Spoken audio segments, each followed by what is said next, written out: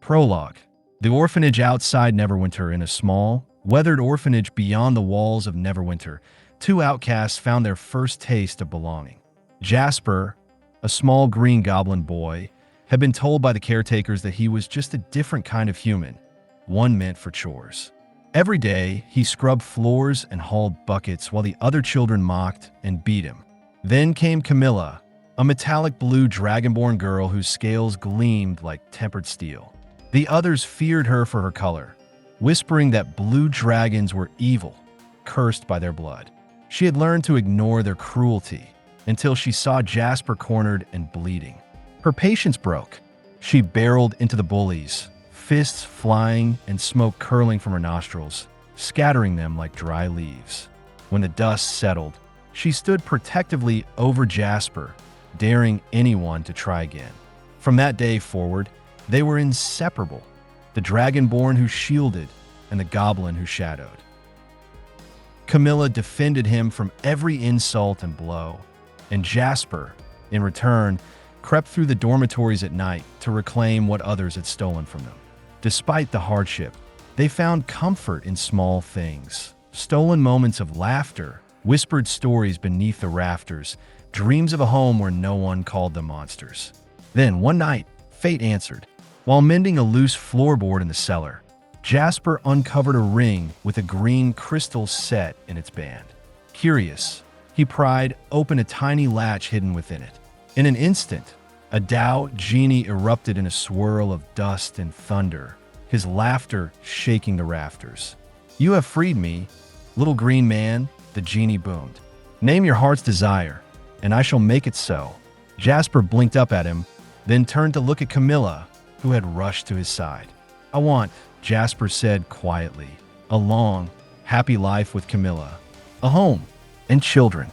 The Tao's stony face cracked into a smile. "Children? That I can give." With a sweep of his hand, 6 radiant lights fell from the ceiling like shooting stars. They swirled around Jasper and Camilla, filling the cellar with warmth and music. As the light faded, 6 celestial hounds stood before them. They shimmered faintly, their eyes glowing with starlight, their bodies real yet touched by the divine. They nuzzled Jasper's hands as though greeting an old friend returned at last. The Tao's laughter echoed as he faded into dust and wind. "Your wish is granted, little one. Raise them well. They're your stars made flesh." From that night on, the hounds never left Jasper's side. They did not eat, nor sleep, nor age. They appeared when called and vanished when peace returned, each carrying the light of the heavens in their eyes. He named them after the stars that fell that night. Vega Nyx, a red merle Australian shepherd, bright and quick, the leader of the pack. Lyra Nyx, a blue merle with crimson flecks in her coat, joyful and mischievous. Mia Luna, black with white paws and muzzle, calm and watchful as moonlight. Lapis Lazuli, brown-muzzled and white-bellied, gentle and wise. Leon Squall, red-brown with a white chest, fierce and brave. Sergeant, a gray-black-white husky, stoic and steadfast. They were not beasts, but fragments of celestial grace, guardians of the small and pure-hearted. Camilla often joked that Jasper had angels on a leash, but deep down, she knew they were something more, a gift from the heavens to a boy the world had deemed worthless. Part 1. The soldier and the scout years passed, and Camilla sought to prove her worth by joining the Neverwinter Guard. Jasper followed, serving as her scout, confidant, and clever right hand. Through countless battles, they earned a reputation, the dragon and the goblin, always together, always victorious. But in truth, they fought not for glory, but for each other.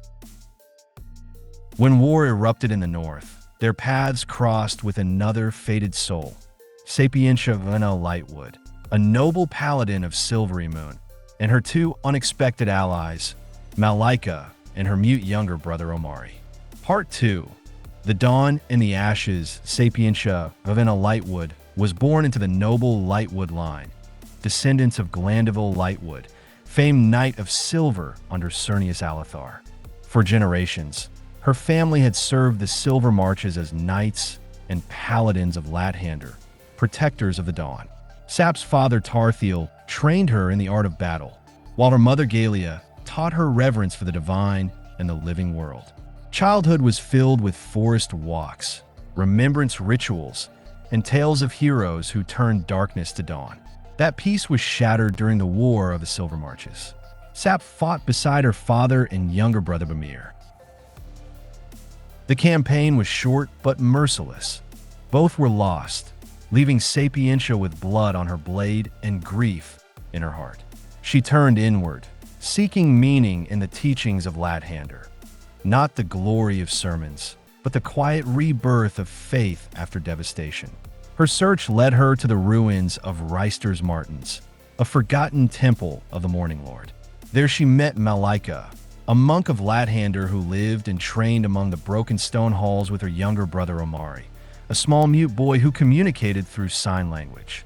Malika had devoted her life to mastering the way of the morning sun, a philosophy of inner balance and renewal through disciplined action.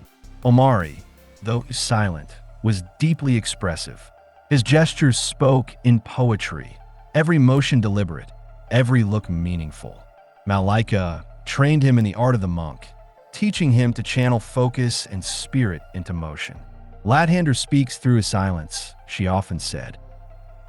Sapientia found solace with them, and for a time, they rebuilt the ruined shrine together. When war's shadow rose again, Sap answered the call to serve as lieutenant of the Silver Marches. Malika and Omari joined her, believing that Lathander's dawn would not be found in isolation, but in the world's broken places. Part 3. The battle and the fire on a battlefield scorched and ruined. Sapientia's unit was ambushed and decimated. Camilla and Jasper, operating as scouts nearby, found her among the dying. Camilla raised her shield over the wounded. Jasper summoned his celestial hounds to drag survivors from the wreckage. Malika and Omari worked wordlessly beside them, wrapping wounds, guiding spirits to peace, and moving with the grace of dawnlight itself. When morning came, only a handful remained alive, the 5 of them among them. None returned to their old allegiances. Together, they walked away from the war, guided by the rising sun. Part 4. The Fireborn. Their wandering took them through the Emberfall Mountains, where the land itself burned with ancient fire. There, they found Pyraxis Inferno Wing, a man wreathed in flame, yet unscathed, standing alone amidst a crater of ash. He carried within him the essence of a phoenix and the whisper of an Ifriti, bound together in eternal conflict, rebirth and ruin intertwined. Camilla saw in him another outcast cursed by nature. Jasper saw a soul lost and searching for home. Sapientia saw a man who needed faith more than forgiveness. Malika saw fire yearning for balance. Omari simply reached out his hand, and Pyraxis, weeping quietly, took it. From that moment, their destinies burned as one. Epilogue. The Ember bonded now, they travel as a family bound by loss and light. Camilla, the storm-scaled soldier, protector of the outcast. Jasper, the goblin touched by starlight, followed always by his celestial hounds. Vega Nyx, the red merle leader. Lyra Nyx, the laughing trickster. Mia Luna, gentle as moonlight. Lapis Lazuli, wise and patient. Leon Squall, brave and impulsive. Sergeant, steadfast and strong. Sapientia, Ravenna Lightwood. Aasimar, paladin of Lathander, noble in spirit, still seeking the dawn of her true oath. Malika, monk of the morning sun, calm and radiant, her serenity a balm to the weary. Omari, her young brother, silent disciple, whose gestures speak with divine grace. Pyraxis Inferno Wing, the fireborn wanderer, striving to master the flames of creation and destruction within him. Together, they are the Emberbonded Company, souls forged by flame, faith, and fellowship, walking the road toward a home only the gods themselves could imagine. And in the heavens above, the stars shimmer a little brighter when they pass. For even the smallest light, given purpose, can outshine the fire of war.